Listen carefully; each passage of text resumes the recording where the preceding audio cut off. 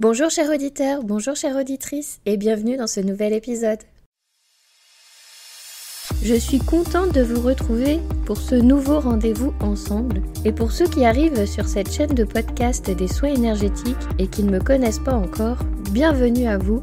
Je me présente, je suis Stéphanie. Vous pouvez me retrouver sur les réseaux sociaux sous le nom de Stéphanie Zenome. Et je vous accompagne pour votre bien-être depuis 2023. Dans ces épisodes, je vous propose des moments de pratique avec des séances énergétiques ou chamaniques. Et j'adapte toujours ces épisodes pour que ce soit très simple et que vous puissiez ensuite refaire dans votre quotidien en toute autonomie. Tous mes accompagnements sont construits comme ça, pour votre bien-être, pour vous apporter plus de liberté, plus de légèreté dans votre vie et surtout toujours votre autonomie.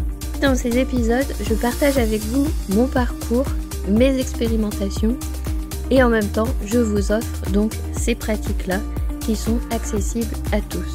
N'hésitez pas à faire un tour sur mon site pour voir ce que je vous propose, www.zenome.fr, et vous retrouvez tous les détails pour me contacter en dessous dans la description de cet épisode. Merci à vous pour votre fidélité, pour votre présence aujourd'hui et je vous souhaite une très belle écoute.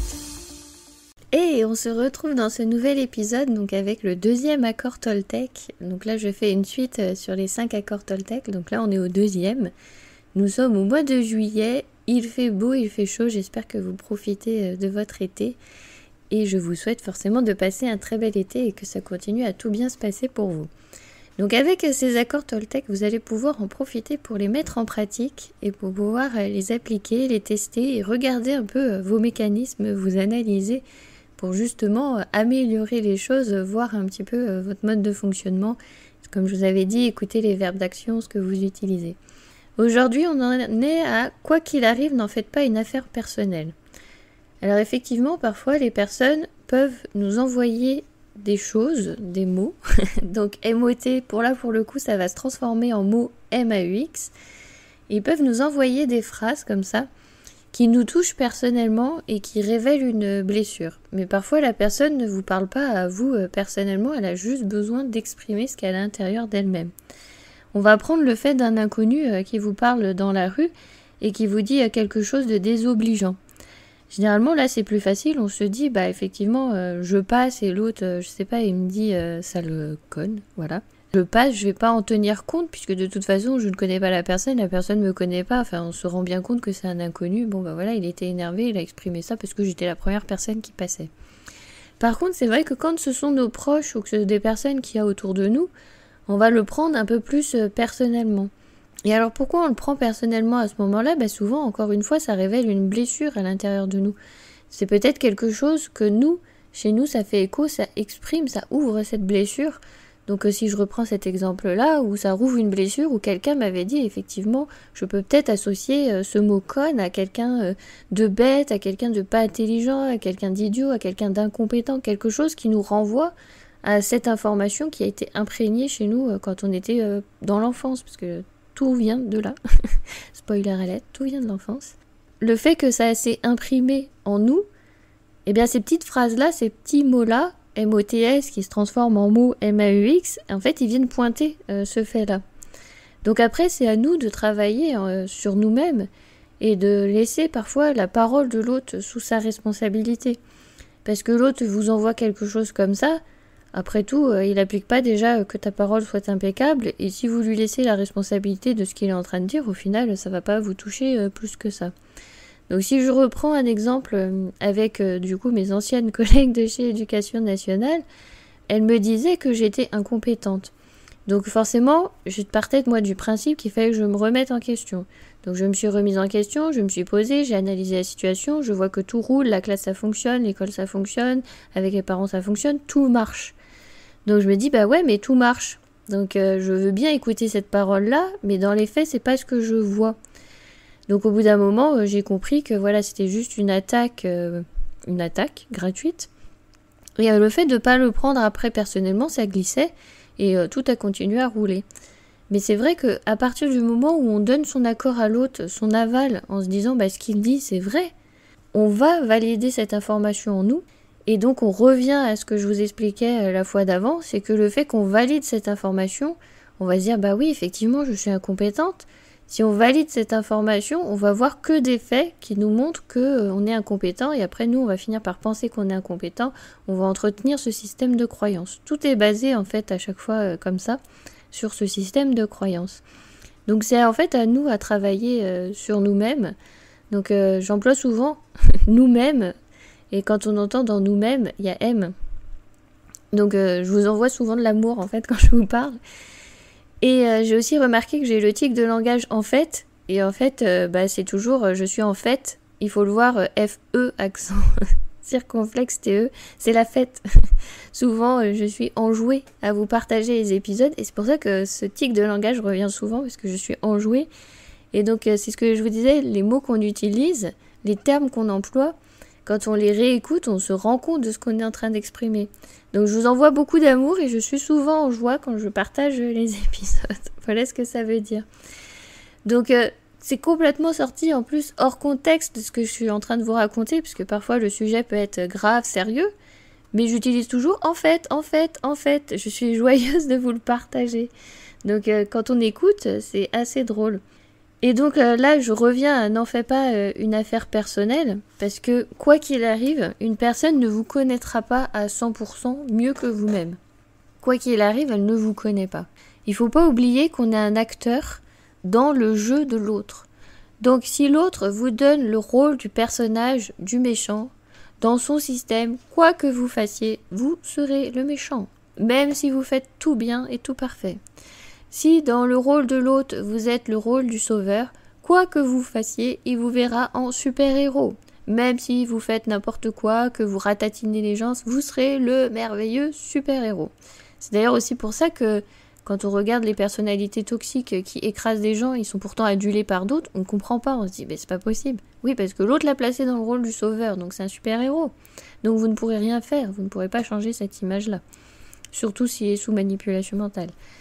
Donc, il ne faut pas oublier que vous êtes juste l'acteur de l'autre, de ce qu'il a besoin aussi de voir et de travailler. Donc, s'il a besoin de vous, en tant que personnage méchant dans son système, pour pouvoir travailler ce qu'il a à travailler, se donner raison ou je ne sais quoi, vous aurez ce rôle-là, quoi que vous fassiez. C'est lui qui va en fait poser une étiquette sur vous. Après, à vous de voir si vous voulez la valider ou non. Après, ça reste son point de vue, ça reste son avis. Mais vous êtes la seule personne qui allait vous connaître absolument. Et vous allez me dire, oui, mais moi justement, je ne sais pas qui je suis, Stéphanie, j'aimerais bien me connaître. C'est en travaillant tout ça, c'est en travaillant sur vous. Forcément, je vais vous dire de vous orienter vers l'énergétique, vers ces accompagnements holistiques autres que les parcours traditionnels ou en complément, pourquoi pas. Mais c'est vrai que si vous êtes à la recherche de vous-même, c'est bien de vous poser. De méditer par exemple, de prendre du temps pour être avec vous, d'être seul avec vous. C'est en étant seul avec vous-même que vous vous révélerez en fait à vous-même, vous verrez qui vous êtes. Et puis en cheminant comme ça, vous en apprenez toujours plus sur vous, sur qui vous êtes. Donc quand on travaille en plus avec le Reiki Usui, comme là on est sur la chaîne de soins énergétiques, je vais parler des soins énergétiques, quand on travaille avec le Reiki Usui, c'est absolument ça. Pourquoi il y a des temps de 21 jours d'autotraitement ? C'est 21 jours d'autotraitement où vous vous donnez déjà, vous vous offrez ce temps, mais c'est là où ça va révéler ce que vous êtes en train de travailler et les intentions dans ce travail de ce que vous avez mis. Peut-être que parfois c'est une intention qui vous est inconnue, qui était inconsciente, vous ne saviez pas vraiment pourquoi vous êtes lancé dedans. Eh bien, ça va vous révéler parce que vous allez travailler ça, tout va remonter en fait à la surface pour vous montrer ce que vous êtes en train de travailler, où est-ce que vous en êtes et où est-ce que vous allez. Donc vous allez découvrir ça. Et pourquoi on laisse aussi un laps de temps entre le premier degré, le deuxième degré, entre le deuxième degré, le troisième degré, entre le troisième, entre le quatrième, c'est justement pour vous laisser ce temps de vous apprendre, ce temps de vous connaître. Parce que effectivement, c'est challengeant. Ça bouge énergétiquement, ça bouge corporellement. C'est ce que je vous avais dit avec des vidéos que j'ai faites sur YouTube. Donc là, je vais le répéter pour ceux qui ne me rejoignent pas sur ma communauté sur YouTube. J'avais fait une petite prévention sur les ateliers, les rituels, les cercles chamaniques que vous pouvez faire, ou énergétiques ou autres. C'est que corporellement, il faut parfois préparer le corps. Ce qui n'est pas toujours le cas quand on vous accueille sur un week-end en disant vous allez travailler tel rituel. C'est pas toujours le cas, vous ne préparez pas toujours votre corps parce que vous arrivez, vous êtes néophyte, vous arrivez là-dedans et on va vous dézinguer en fait avec une nouvelle énergie et on vous laisse repartir. Donc il n'y a pas cette phase d'adaptation. Donc effectivement, là quand je pars en retraite chamanique, j'ai des phases d'adaptation. J'ai une semaine avant chez moi, ensuite j'ai une semaine là-bas, j'ai une semaine de retour. On le sent, on sent ces paliers, on sent que c'est différent, on sent que ça travaille la semaine où on est encore à la maison et qu'on va y aller. On sent que ça travaille au retour parce que déjà le retour en lui-même est compliqué. On est sur un autre niveau vibratoire et c'est compliqué. On a l'impression d'être dans un autre monde et donc passer du silence calme, paisible de la forêt au tumulte de Lyon, de la grande ville, il y a un temps d'adaptation. Donc c'est pour ça en fait que j'avais fait de la prévention pour vous dire que il faut aussi, ça passe aussi par le corps. Tout n'est pas que énergétique. Et c'est pour ça aussi que je vous fais travailler donc ces accords Toltec en mouvement avec le corps. Si vous avez suivi l'épisode précédent ou si vous ne l'avez pas fait, je vous invite à tout de suite aller à la vidéo précédente pour pouvoir suivre l'épisode. C'est qu'en passant par le corps, vous travaillez aussi avec la mémoire de votre corps, avec vos cellules, vous engrammez les choses, vous les imprimez. Donc c'est pas en faisant juste une fois l'accord, en faisant une fois le mouvement que c'est imprimé, mais je vais vous demander de le travailler, de le retravailler, de le refaire encore. Si vous avez envie de le faire sur une plus longue période, comme quand vous êtes initié au Reiki Usui et que vous allez travailler pendant 21 jours au moins, parce qu'après vous le faites continuellement, les 5 principes, vous allez méditer avec les 5 principes, vous pouvez aussi après mettre une petite activité physique où vous allez faire les accords Toltec en mouvement. Vous allez les réciter et les faire en mouvement.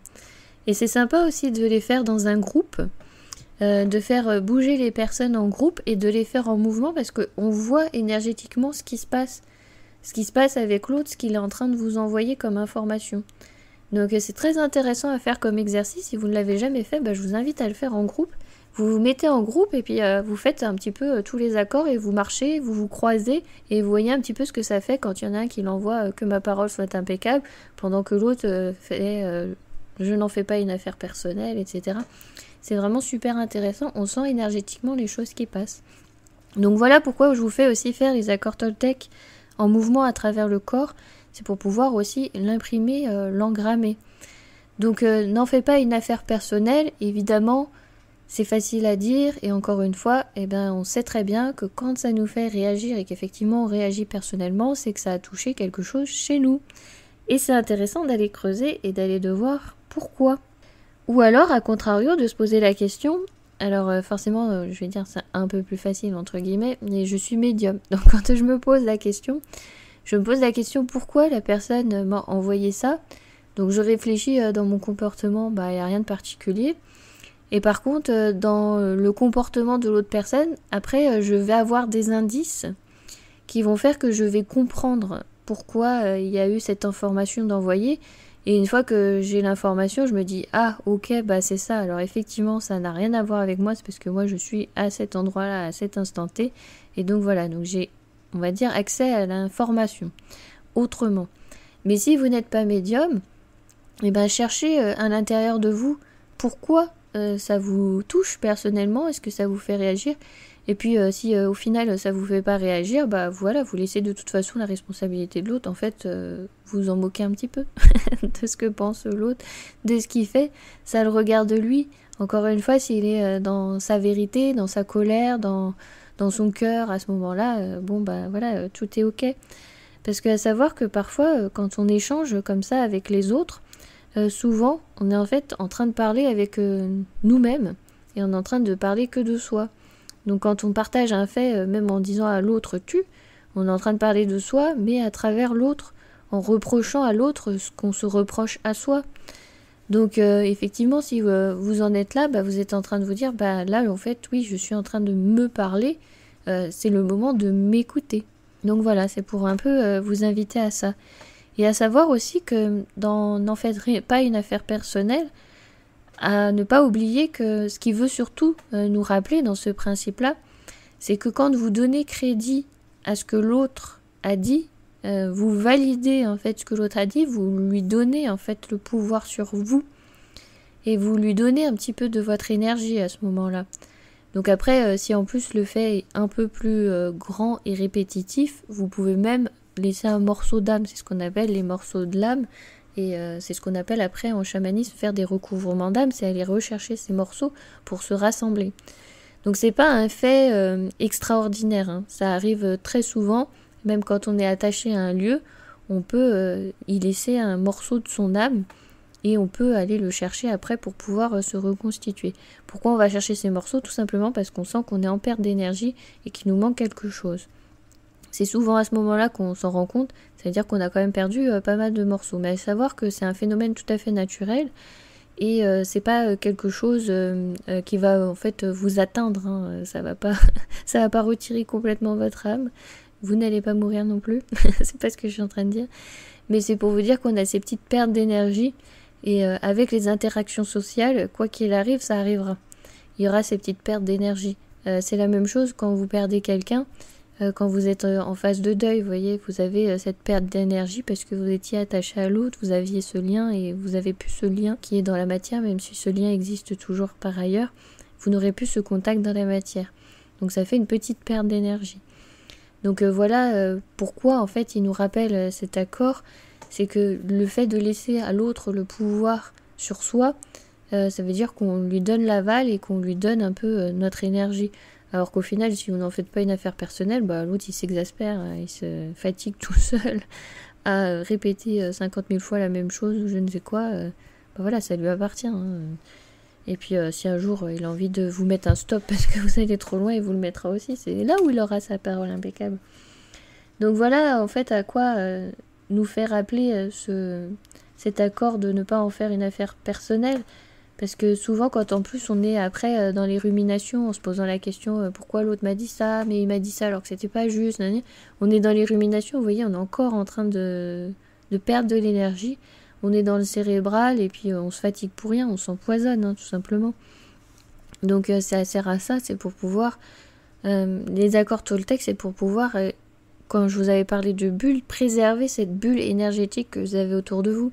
Même chose quand vous créez votre bulle autour de vous, n'imaginez pas que quelque chose de l'extérieur va vous attaquer et que c'est pour ça que vous faites une bulle.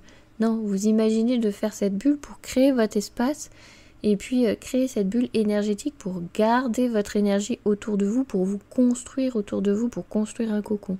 C'est plus dans ce sens-là qu'il faut le faire plutôt que d'imaginer qu'il y a quelque chose de néfaste qui va rentrer. Parce que quand on imagine qu'on essaye de se protéger de quelque chose de l'extérieur qui rentre, on va provoquer en fait les événements.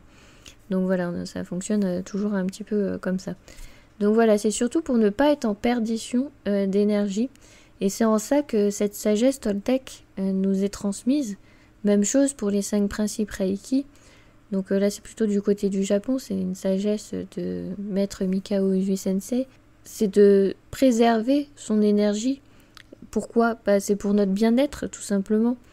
Donc on nous explique comment ça fonctionne, on nous explique les mécanismes, comment on peut s'envoyer des choses mauvaises à la figure, aux autres et donc forcément à soi-même, comment on peut perdre son énergie parce qu'on réagit de façon excessive, on fait selon nos émotions, etc. Voilà, c'est pour nous expliquer ces mécanismes pour pouvoir réajuster selon ce que l'on veut aussi. Si vous, effectivement, vous souhaitez vous orienter dans votre bien-être, vous orienter vers la découverte de vous-même, forcément, appliquez ces accords, les travailler, les regarder, les observer, les étudier. Faites vos recherches, faites vos expérimentations. Moi, je vous invite toujours à faire vos propres recherches, vos propres hypothèses, vos propres expérimentations, vos propres résultats très scientifiques.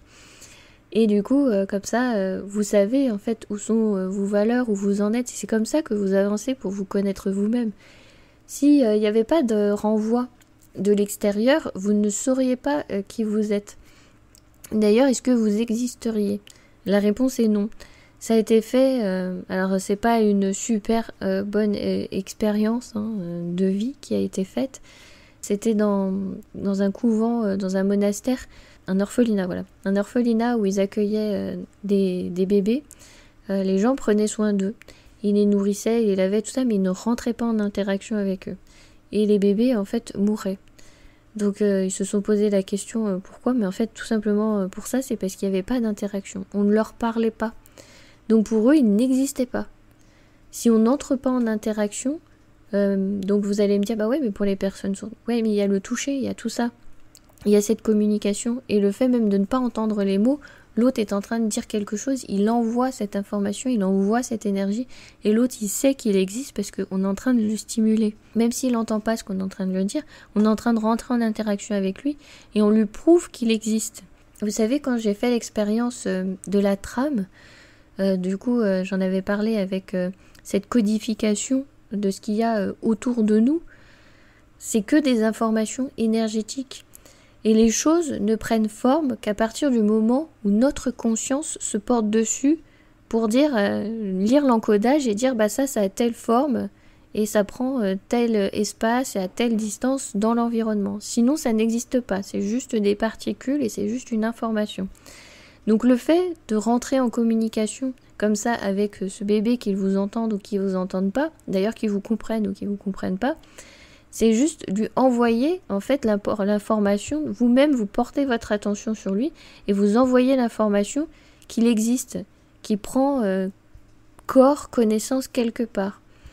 Donc c'est important. C'est pour ça que nous sommes des êtres communicants et que nous sommes des êtres qui vivons sociétalement. Parce que sinon on ne pourrait pas en fait vivre de manière complètement isolée, sans rien, sans communication. On finirait un peu comme un animal sauvage, hein. On serait l'homme sauvage. Donc voilà pourquoi ne pas réagir de façon personnelle, c'est surtout pour ne pas donner le pouvoir à l'autre sur vous et surtout pour préserver votre énergie. C'est important. Et donc nous verrons ensuite le prochain accord avec ne faites pas de suppositions. Donc ça ira aussi avec ces personnes qui vous disent des phrases. Vous allez chercher à savoir pourquoi il vous a dit ça. Au final, si on ne fait pas de supposition, on passe son chemin, on laisse tomber. Donc je vous remercie infiniment pour votre écoute. Et bien sûr, n'oubliez pas, restez avec moi parce que là, juste après, il y a la vidéo pour pouvoir appliquer cet accord Toltec en mouvement. Je vous souhaite une très belle journée, après-midi ou soirée selon quand vous écouterez cet épisode. Et je vous dis à bientôt. Aujourd'hui, nous allons voir le deuxième accord en mouvement, n'en fais pas une affaire personnelle.